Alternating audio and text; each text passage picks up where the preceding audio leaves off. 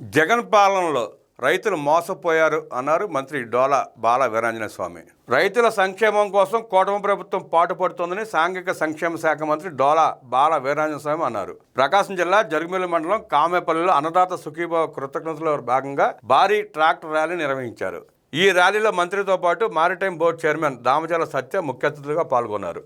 ఈ సందర్భంగా మంత్రి మాట్లాడుతూ రైతుల సంక్షేమం కోసం కూటమి ప్రభుత్వం పాటుపడుతోంది. విత్తనం నుంచి విక్రయం వరకు ప్రతి దశలోనూ రైతులకు అండగా ఉంటున్నాం. ధాన్యం కొనుగోలు చేసిన 24 గంటల్లో రైతులకు ఖాతాల్లో డబ్బులు జమ చేస్తున్నాం.